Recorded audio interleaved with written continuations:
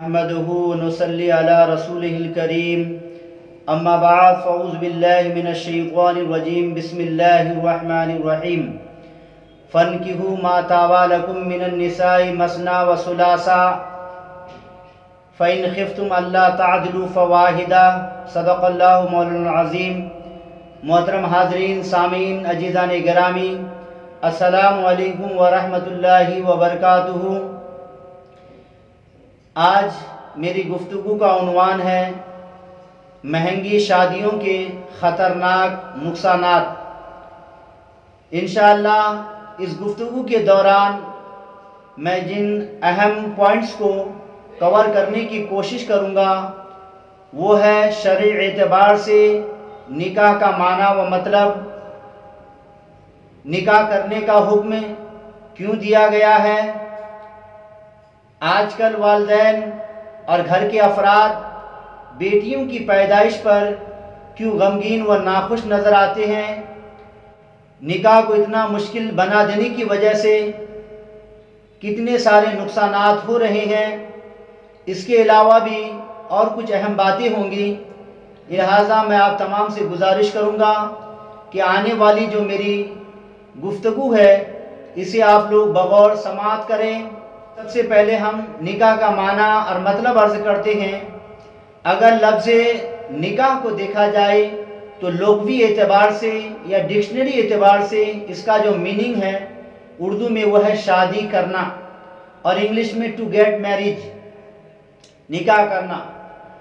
اور شریعت کے اعتبار سے، یہ تو لغت کے اعتبار سے اور ڈکشنری کے اعتبار سے اس لفظ کا معنی ہے، چونکہ یہ عربی کا لفظ ہے نکاح۔ اگر شرعی اعتبار سے اس کا معنی دیکھا جائے تو مطلب ہے اگر کوئی مرد کسی اجنبی عورت کو یا کوئی اجنبی عورت کسی مرد کو اپنا شوہر بنانا چاہتی ہے تو اس کے لیے اسلام نے ایک طریقہ اور اصول بنایا ہے جس کا نام نکاح ہے۔ نکاح کے اندر کیا ہوتا ہے،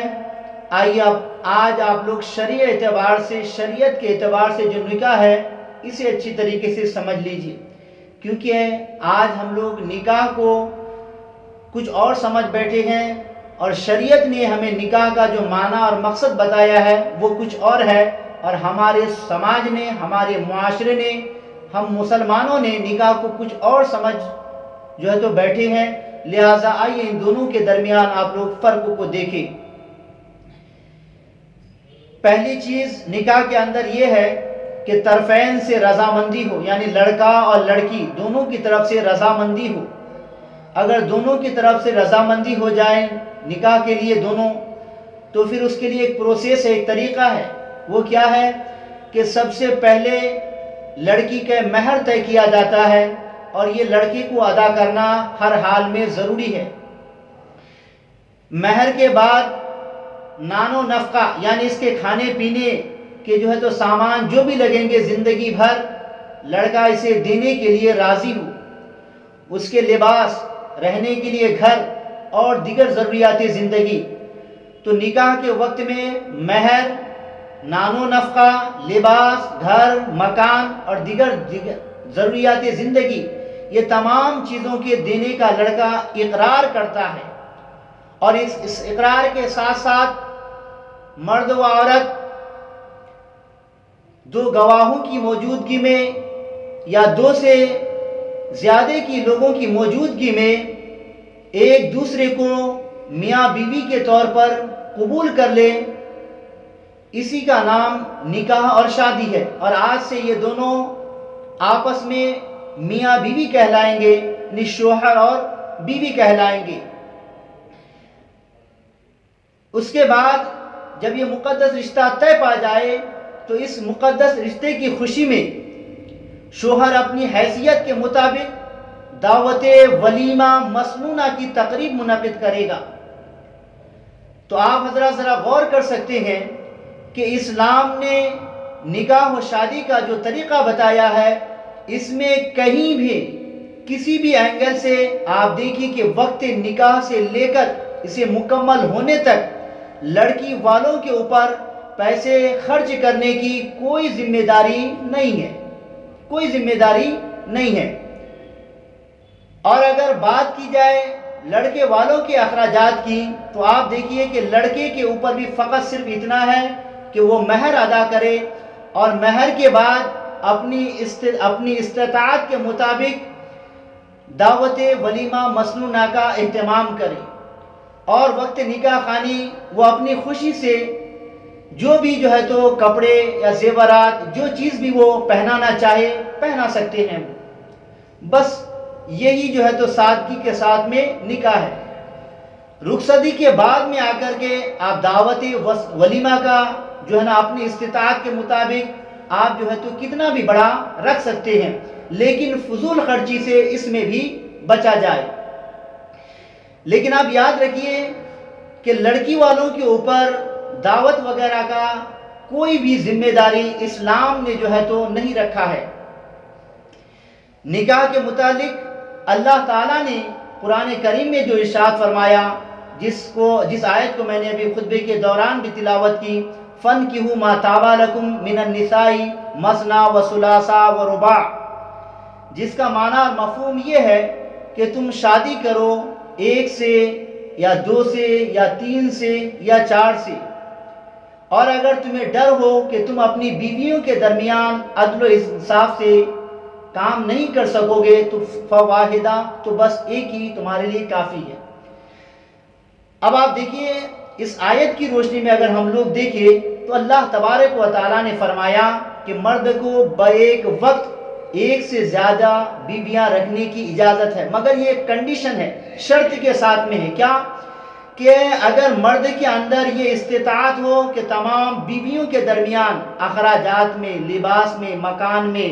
ان کے حقوق کی ادائیگی کرنے میں اگر آدمی استطاعت رکھتا ہے اور انصاف سے کام لے سکتا ہے، تمام کو ایکول طور پر مینٹین کر سکتا ہے، تب جا کر کے اسلام نے اجازت اور پرمیشن دیا ہے کہ آپ ایک وقت میں ایک سے زیادہ شادیاں کر سکتے ہیں۔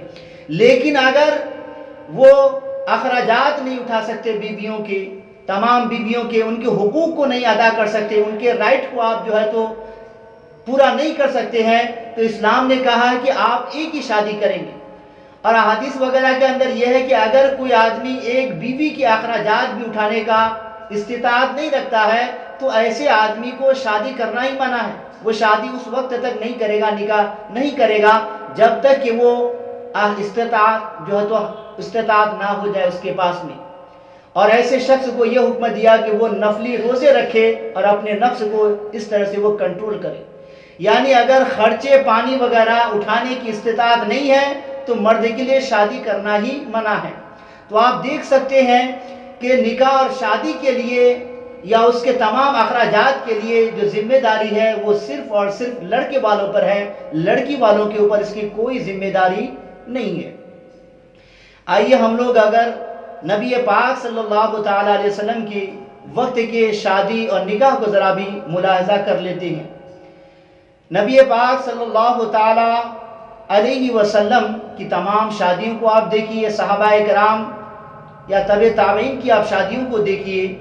تو کیا ہوتا تھا کہ گھر کے چند افراد اور خاص جو قریبی لوگ جمع ہوتے تھے، اور جمع ہونے کے بعد میں مسجد میں یا گھر میں عقد نکاح خوانی کو منعقد کرتے تھے، مہر کی رقم ادا کرتے اور لڑکی کو رخصتی کر کے اپنے گھر لے جاتے تھے، اور وہاں پہ تو خلوت صحیحہ کے بعد میں دعوت ولیمہ کا اہتمام کرتے تھے۔ تو آپ دیکھ سکتے ہیں کہ لڑکی والوں کے اوپر کسی قسم کا کوئی دباؤ نہیں تھا، نہ باراتیوں کا، نہ لین دین کا، نہ جہیز کا، نہ کسی اور قسم کے اخراجات کا، کسی قسم کے کوئی تو بوجھ یا دباؤ نہیں تھا۔ اسی لیے اس وقت لوگ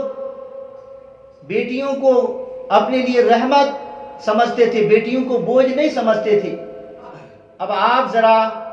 آج کے موجودہ دور کے نکاح اور شادیاں دیکھیں، اور اسلام نے نکاح اور شادی کا جو آسان طریقہ اور اصول بتایا ہے اسے دیکھیں، دونوں میں کتنا بڑا فرق ہے۔ آپ بار بار یہ سوال خود سے پوچھئے، کیا ہم نے اور ہمارے سماج نے نکاح اور شادی کو سنت نبوی صلی اللہ تعالی علیہ وسلم کے مطابق ہی رہنے دیا ہے، یا پھر اس کے اندر ہزاروں فضول خرچی والے رسم و رواج کو شامل کر دیے ہیں، جس کی وجہ سے نکاح و شادی اتنا مشکل ہو گیا ہے کہ اس کا نام سنتے ہی والدین کے پسینے چھوٹنے لگتا ہے، کیونکہ آج کل بچیوں کی شادی کے انتظامات کے لیے جو اخراجات ہوتے ہیں اسے جٹانے کے لیے کئی سال لگ جاتے ہیں، لوگ کئی سال تک محنت اور مشقت کرتے ہیں، اس کے باوجود بھی اپنی بیٹیوں کی، اپنی بچیوں کی شادی دلانے کے لیے جو انتظامات ہونا چاہیے وہ نہیں کر پاتے ہیں۔ نکاح کرنے کا ہمیں کیوں حکم دیا گیا ہے اور اس کے اصل مقاصد کیا ہے؟ آئیے اسے جانتے اور سمجھتے ہیں، اور اسے جاننے اور سمجھنے کی پھر سے ہمیں ضرورت ہے۔ وہ اس لیے کہ آج بہت سارے لڑکے اور اس کے گھر والے نکاح کے اصل اغراض اور مقاصد کو وہ جانتے ہی نہیں ہیں اور اسے کچھ اور ہی سمجھ بیٹھے ہیں۔ غلط نہیں ہوگا اگر میں یہ کہوں کہ لوگ آج اسے آمدنی کا ذریعہ اور پرماننٹ تجارت سمجھنے لگے ہیں۔ نکاح کو پرماننٹ تجارت اور نکاح کو ذرائع آمدنی لوگ سمجھ بیٹھے ہیں اور اسے بنا لیے ہیں، حالانکہ اس کے اصل مقاصد کچھ اور ہے جو ہمیں دین اسلام نے بتایا ہے۔ ایک مرد کو یا عورت کو نکاح کا حکم اس لیے دیا گیا ہے تاکہ حفظ النسل کا مقصد پورا ہو سکے۔ حفظ النسل، نسل کی حفاظت، یعنی انسانی نسل کی حفاظت۔ اس روئے زمین پہ ہزاروں مخلوقات ہے، ہزاروں قسم کے مخلوقات ہیں، انسان بھی ان میں سے ایک مخلوقات ہے۔ تو انسان کی آبادی کو برقرار رکھنے کے لیے، ہیومن بینگ کو اس زمین پہ محفوظ رکھنے کے لیے، انسان کی آبادی کو مینٹیننس کرنے کے لیے اور انسان کی آبادی کو، اس کی نسل کی حفاظت کے لیے اللہ تبارک و تعالیٰ نے انسان کو نکاح کا حکم دیا ہے۔ اس کے بعد نبی پاک نے فرمایا نکاح اور شادی کے ذریعے سے ایک انسان کا ایمان مکمل ہوتا ہے، اور عورت ہو یا مرد ہو ان کو زنا اور گناہ سے بچانے کے لیے نکاح کا حکم دیا گیا ہے۔ مرد اور عورت کے دلوں کو سکون اور جو تو قلبی اطمینان حاصل کرنے کے لیے نکاح کا حکم دیا گیا ہے۔ تو یہ بڑے بڑے اس کے 4-5 جو ہے تو فوائد اور مقصد آپ کو میں نے بتائے، اور انہی میں سے ایک بڑا مقصد یہ ہے عبادت الہی، تاکہ لوگ نکاح اس لیے کرے کہ بیوی ان کے لیے کھانے پینے کے ضروریات زندگی وغیرہ وقت پہ جو ہے تو ان کو تیار کر کے دے، اور لوگ اپنے لیے عبادت کا وقت نکال سکے، کیونکہ آپ جانتے ہیں کہ کھانے پکانے اور گھر کے دوسرے کام کاج کے لیے بھی کافی ٹائم جو ہے تو خرچ ہوتا ہے۔ تو اگر انسان کے گھر میں یہ تمام ذمہ داریاں سنبھالنے کے لیے کوئی ہو تو انسان کو روزی روزگار کے لیے اور عبادت کے لیے فرصت جو ہے تو ملے گی، وہ عبادت کے لیے وقت نکال سکے گا۔ اسی لیے بھی لوگوں کو جو تو حکم دیا گیا ہے کہ وہ نکاح کرے اور شادی کرے۔ تو نکاح کے یہ مقاصد تھے۔ اب ہم ذرا رائج الوقت جو نکاح اور شادی ہے اس کے متعلق ذرا غور و فکر کرتے ہیں۔ کیا ہم نے اور ہمارے مسلم معاشرے نے نکاح کو اتنا ہی آسان اور سہل رہنے دیا ہے جیسا ہم سے کہا گیا، یا پھر اسے ہم نے دشوار ترین اور خرچیلا بنا دیا ہے، اور ہر گزرتے دن کے ساتھ یہ معاملہ سنگین اور خطرناک ہوتا جا رہا ہے، جس کی قیمت پوری امت چکا رہی ہے۔ اور یہ سنگین حالات اور یہ شادی کو مہنگا بنانا یہ جو ہے تو قوم کو تباہی اور غربت کی طرف ڈھکیل رہا ہے۔ اب بھی اگر اس میں اصلاح اور سدھار کی ہم کوشش نہ کریں اور اسے یوں ہی چھوڑ دے تو پھر یاد رکھیے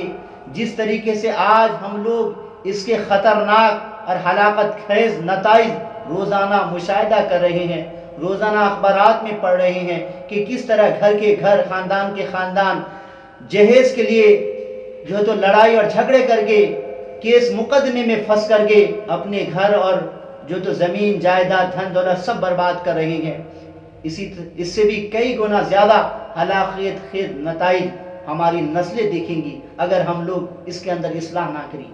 اگر جہیز کی اس لعنت کو ہم لوگ مٹانے کی کوشش نہیں کیے تو ہماری نسلیں اس سے بھی بدتر حالات کا مشاہدہ کریں گی۔ آج ہم نے نکاح کو دشوار ترین اور فضول خرچی والا رسم بنا دیا ہے، اور اسی کی سزا پوری قوم بھگت رہی ہے، ہر کوئی بھگت رہے ہے۔ اور یاد رکھیے کہ اس میں سب سے زیادہ ظلم اور ناانصافی کا سامنا لڑکی والوں ہی کو کرنا پڑتا ہے۔ ہم نے جو شادی کو اتنا مہنگا بنایا ہے، اب جانتے ہیں کہ سب سے زیادہ ظلم و ستم انہی لوگوں کے ساتھ ہو رہا ہے، یعنی اب یاد ہے کہ لڑکی والوں کے ساتھ میں، کیونکہ مہنگی شادیوں کی اخراجات جتنے بھی ہوتے ہیں اس کے 70 سے 80% خرچہ جو ہے تو لڑکی والوں کو اٹھانا پڑتا ہے۔ آپ جانتے ہیں کہ لڑکیوں کی شادی کے لیے جہیز کے سامان اور انتظامات کو جٹانے کے لیے اور انتظامات کرنے کے لیے لوگ کئی سال سے محنت کرتے ہیں۔ لوگ اپنے بچوں کی تعلیم اور تربیت، جو گھر کے بچے ہوتے ہیں ان کی تعلیم اور تربیت چھڑوا کر کے ان کو کام پہ لگا دیتے ہیں تاکہ وہاں سے ذرائع کچھ آمدنی ہو اور بچوں کی شادی کے لیے کچھ انتظام اور انصرام ہو سکے۔ آج دیگر قومیں ترقی کر کے تاریخ رقم کر رہی ہے اور ہم لوگ اپنی شادی اور نکاح کو تاریخی بنانے کے لیے اور فرضی واہ لوٹنے کے خاطر اور اس ریس میں بازی مارنے کے لیے خوب عالی شان بڑے ٹھاٹ بانٹ کے ساتھ شادیاں رچا رہی ہیں۔ اب جان رہے کہ پھر اس سے کیا ہو رہا ہے، قوم دن بدن تباہی اور ہلاکت کی طرف اور پس سے پستر کی طرف جو ہے تو جا رہی ہے۔ کبھی ہم نے یہ غور کیا ہے کہ آج والدین بچیوں کی پیدائش پر ناخوش کیوں ہوتے ہیں، غمگین کیوں ہوتے ہیں؟ گھر کے افراد کیوں ناخوش ہوتے ہیں؟ جبکہ ہمارے آقا علیہ الصلوۃ والسلام نبی رحمت صلی اللہ علیہ وسلم نے فرمایا بیٹیاں والدین کے لیے رحمت ہے، بیٹی یا بہن کی اچھی پرورش اور تربیت، اس کے حقوق کی ادائیگی، ان کے ساتھ حسن سلوک اور ان کی شادی کرانے پر جنت جانے کی بشارت دی گئی ہے، جہنم سے بچاؤ کا سامان بتایا گیا ہے۔ مگر اس کے باوجود اگر آج ہمارا معاشرہ زمانہ جاہلیت کی طرح لڑکیوں کو بوجھ سمجھنے لگا ہے تو اس کی وجہ جہیز کی لعنت، مہنگی شادیاں، بیجا رسومات، باراتیوں کے لیے شاہانہ استقبال، ان کے لیے شاہانہ دعوت طعام، اس کے علاوہ اور بھی ہزاروں اخراجات ہیں۔ ان مشکلات کو دیکھ کر کے لوگ آج بچیوں کی پیدائش کے اوپر ہی غمگین ہونا شروع کر دیتے ہیں اور غم مناتے ہیں، ان کے چہروں میں خوشیاں نہیں نظر آتی ہے۔ کیا ہمیں احساس ہے کہ ایک باپ یا بھائی کی نیند اڑ جاتی ہے، ان کا سکون بے چینی میں بدل جاتا ہے جب لڑکیاں شادی کی عمر کے قریب پہنچنے لگتی ہے؟ جیسے جیسے دن گزرتا ہے والدین اور گھر کے افراد کی بے چینی میں اضافہ ہونے لگتا ہے۔ پھر کئی سالوں تک محنت اور مشقت کے باوجود بھی اگر پیسوں کا معقول انتظام نہیں ہو پاتا ہے تو بالآخر ان کے پاس دو ہی راستے بچتے ہیں، اگر زمین جائیداد کھیت کھلیان ہے تو اسے بیچے یا پھر سرے عام بھیک مانگے۔ جیسا کہ ہم دیکھتے ہیں، ہم میں سے آپ نے ہزاروں لوگوں نے دیکھا ہوگا جمعے کے دن اور دیگر ٹائموں میں لوگ مسجدوں میں آتے ہیں اور اس کے بعد یہ اعلان کرتے ہیں میری بچی کی شادی کا تاریخ فکس ہو گیا ہے، آپ لوگ زکوٰۃ، صدقات، خیرات کے ذریعے سے مدد کیجئے، اس لیے کہ بیٹی کی شادی اور رخصتی کرنے کے لیے ہمارے پاس انتظام نہیں ہے، جہیز کے سامان جٹانے کے لیے انتظام نہیں ہے، باراتیوں کے کھانے پینے کے سامان جٹانے کا انتظام نہیں ہے۔ آپ اہل خیر حضرات سے ہاتھ جوڑ کر کے اپیل کرتے ہیں کہ آپ لوگ مدد کیجئے تاکہ جو ہے میں اپنی بچی کی شادی کرا سکوں۔ آپ سوچئے کہ یہ باپ اپنی عزت کو لوگوں کے سامنے جو اعلان کر کے رسوا و ذلیل کر رہا ہے، اس کے ذمہ دار کون ہے؟ ہم ہیں، کہ ہم نے ہی جو ہے تو جہیز کو بڑھاوا دیا ہے۔ شادی کے وقت ہزاروں ڈیمانڈ اور فرمائش کرتے ہیں اور اسے پورا کرنے کے لیے وہ بیچارہ استطاعت نہیں رکھتا، پھر جو ہے تو ہماری خواہشات اور ہماری فرمائشیں پورا کرنے کے لیے وہ لوگوں کے سامنے جا کر کے ہاتھ پھیلاتا ہے، اپنی دامن پھیلاتا ہے۔ ان تمام کے ذمہ دار ہم لوگ ہیں۔ یہ آخری بات کہہ کے میں اپنی گفتگو کو ختم کرنا چاہتا ہوں۔ نکاح اور شادی جس طریقے سے ہر گزرتے دن کے ساتھ مہنگا ہوتا جا رہا ہے اور مشکل ہوتا جا رہا ہے، جو ایک ناقابل تلافی جرم ہے، اور ہر جرم کی ہر ایک کو قیمت چکانی پڑتی ہے، اور یہی قیمت آج امت مسلمہ چکا رہی ہے، جبکہ ہر قوم خوب ترقی کر رہی ہے، اوپر جا رہی ہے، ہم دن بدن تنزل کے شکار ہے، خاندان کے خاندان، گھر کے گھر غربت اور فاقہ کشی کی جانب بڑھ رہا ہے، اور اس تباہ کن حالات کے ذمہ دار کوئی اور نہیں، صرف اور صرف ہم مسلمان ہیں۔ تھوڑا اس کے لیے کبھی غور کریں۔ اور آج ایک دردمندانہ میں آپ تمام سے اپیل کروں گا، اللہ تعالیٰ نے اگر ہمیں بیٹوں سے نوازا ہے، جن کو بھی اللہ تعالیٰ نے بیٹے سے نوازا ہے، ہر کوئی اپنے دل میں عہد کرے کہ ہمیں نکاح کو آسان سے آسان بنانا ہے۔ آپ جانتے ہیں کہ آج بہت ساری بچیاں جن کی شادیاں نہیں ہو پاتی ہے، والدین شادی نہیں کرا پاتے ہیں، مہنگی ہونے کی وجہ سے، شادیاں مہنگی ہونے کی وجہ سے، جہیز کے انتظام نہ ہونے کی وجہ سے، وہ بچیاں آج دین اسلام کو چھوڑ کر کے اور دھرموں کو اپنا رہی ہے، دوسرے مذہبوں کو میں چلی جا رہی ہے، دین اسلام کو چھوڑ کر کے۔ ایک مسلمان کی ایمان کی قیمت پوری دنیا کی دولت نہیں ہو سکتی ہے۔ تو آپ سوچیے کہ ہماری ہزاروں مائیں، ہماری ہزاروں بہنیں جو اسلام کو چھوڑ کر کے کسی اور طرف جا رہی ہے، جہاں پہ دوسرے ریزنز بھی ہے، اس کے ساتھ ساتھ میں ایک بڑا ریزن یہ بھی ہے کہ بچیاں جوان ہو جاتی ہے، ان کی شادیاں نہیں ہو پاتی، والدین ان کے شادیاں نہیں دلا پاتے، پھر وہ بچیاں راہ فرار اختیار کرتی ہے اور غیر لوگوں کے ساتھ میں شادیاں رچا کر کے اپنی زندگی، اپنی عزت، اپنا ایمان سب کچھ تباہ و برباد کر لیتی ہے۔ عزیزان گرامی، اگر ہم چاہتے ہیں کہ ہماری بہنوں کی عزتیں سلامت رہے، ان کے ایمان سلامت رہے، اور ان کے ایمان اگر ہم بچانا چاہتے ہیں، ان کی عزتوں کو بچانا چاہتے ہیں، تو آج ہم میں سے ہر کوئی یہ عہد کرے اور یہ پختہ وعدہ کرے اپنے آپ سے کہ میں اپنی بچی کی شادی انشاءاللہ بغیر لین دین کے، بغیر جہیز کے مانگ کے دلاؤں گا، بلکہ آپ یہ وعدہ کریں کہ اگر لڑکی والے دے بھی تو بھی ہم اسے لینے سے انکار کر دیں گے، اور اپنی بچی کی شادی بغیر لین دین کے، بغیر ایک روپیہ لیے ہی دوسری کی بچیوں کو انشاءاللہ اپنے گھر میں لائیں گے، نکاح کر کے جو ہے تو لے کے آئیں گے، اور اپنے بچیوں کی شادی ہم لوگ بغیر لین دین کے کرائیں گے۔ یہ عہد اور یہ وعدہ اپنے آپ کے ساتھ میں ہم کر لیں۔ تو اور یہ بھی کہ ہمیں اب نکاح کو آسان سے آسان بنانا ہے، شادی کو ہمیں آسان سے آسان بنانا ہے، تاکہ ہم اپنی قوم کی بھی مدد کر سکیں۔ اور قوم جو آج غربت کی طرف جا رہی ہے، لوگ اپنے معصوم بچوں کی جو ہے تو تعلیمات کو چھڑوا کر کے ان کو کام پہ لگا دیتے ہیں کیونکہ شادی کے انتظامات کے لیے۔ تو اس سے بھی اگر ہم اپنی قوم کو بچانا چاہتے ہیں اور اپنے بچوں کو اعلیٰ تعلیم دلانا چاہتے ہیں، اور اپنے غریب مسلمان بھائیوں کے بچوں کو بھی تعلیم حاصل کرانے کے لیے مدد کرنا چاہتے ہیں، تو ہم نکاح کو آسان سے آسان بنائے۔ اللہ کے رسول صلی اللہ تعالی وسلم نے جو طریقہ ہمیں نکاح اور شادی کے لیے بتایا ہے، ہم اسے اپنائیں۔ انشاءاللہ اگر ہم ایسا کرتے ہیں تو آپ یاد رکھیے کہ ہزاروں جو اس کی وجہ سے تباہیاں اور بربادیاں ہماری طرف آ رہی ہے، یہ تمام کے تمام رک جائے گی، اور ہماری قوم محفوظ ہو جائے گی۔ جہیز کی لعنت سے ہزاروں گھر جو تباہ و برباد ہو رہے ہیں، طلاق کے مسئلے آ رہے ہیں، یا سوسائڈ کے جو مسئلے آ رہے ہیں، یا اور طرح کے جو مسائل آ رہے ہیں، چونکہ جہیز کی لالچ ایسی ہو گئی ہے کہ لوگ اس کی لالچ میں آ کر کے ہزاروں بچیوں کو ستانے لگے ہیں، بچیوں کو پریشان کرنے لگے ہیں۔ تو ان تمام سے بھی جو ہے تو حفاظت ہو جائیں گی اگر ہم لوگ شادی کو آسان کرتے ہیں۔ اللہ تعالی ہم تمام کو اعمال خیر کی توفیق دے۔ جزاکم اللہ وما